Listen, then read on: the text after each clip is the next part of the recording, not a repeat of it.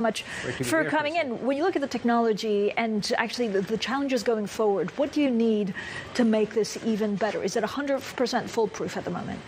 Well, I would say, look, we're getting there. We're already there 97% of the way. We've already demonstrated the technology at 40 sites. And with this investment round coming from major investors like Chevron, Saudi Aramco, Samsung, existing investors like Cemex, Equinor, I think this actually speaks really, really highly about the technology and what it needs to do to actually go out and decarbonize all these industrial sites out there. From a branding perspective, is it a bit of a complication to have big oil backing you guys? I wouldn't say so, to be honest. Look, I mean, if you're a fireman, where would you go first? You would go to the biggest fire. So I think about this exactly the same way. These guys from oil and gas industry are working very, very hard to decarbonize them. They know that if they do not decarbonize right now, they will not have a business tomorrow.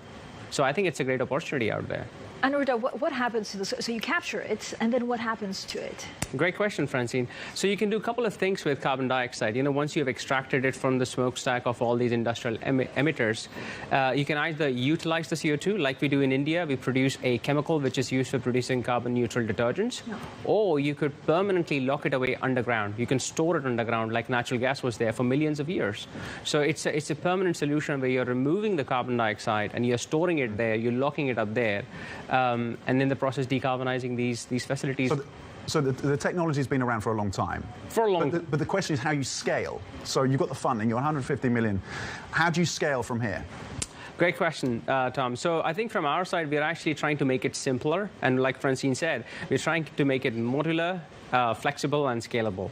I mean, think about EV revolution, right? What happened? You had one car which was great, one EV, let's produce millions of these units out there. We're trying to do exactly the same thing, have a standard, modular, replicable carbon capture plant that you can go out to a gigafactory and say, let's start mass producing, bring the cost down, set the right standard, and then just start deploying it out there. And I mean, there's one thing, and people will say, and this is a little bit like some of the, the bonds in carbon, is that given this technology, it doesn't really help with decarbonizing the world. Is you're basically still producing it and putting it down in the earth. What we need to hit the Paris targets is just try and pollute less. Yeah.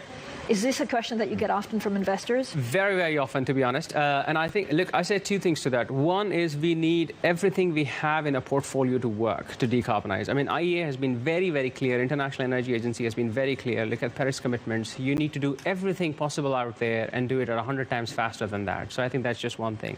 Second is, how do you decarbonize industrial processes? I mean, decarbonizing energy is easy. Shut down a coal-fired power plant, build a renewable-fired, a wind farm, or a solar farm, and that's great. How do you decarbonize steel, cement, energy from waste, refining, petrochemicals? We need these things, at least in the short to medium term, and we need carbon capture to decarbonize these sites. Okay, let me fold two questions into one. Where are you on funding now? How much runway do you have? And how do you make the case in countries like India or the US where there is no carbon pricing? Great question. So I think as far as funding is concerned, so we've announced $150 million US. That should, I think that should be fine for next 3 to 4 years as we go forward. Also depends how fast we start scaling up, because the market is opening up. People are realizing the intrinsic value of carbon right now. To your second question about India and China, I think we need to get started from the utilization, bring the cost down, and then start scaling up the technology. So, like I said, we already have a plant capturing CO2, converting into chemical.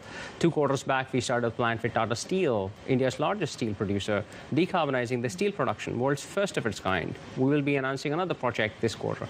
So I think you need to get these experiences out there so that people start to understand and realize there is absolutely a value in producing clean products. Aniruddha, thank you so much for joining us. Aniruddha Sharma there, the Chief Executive Officer of Carbon Clean Solutions, with a robust conversation, of course, what this entails going forward. Okay, let's get the Bloomberg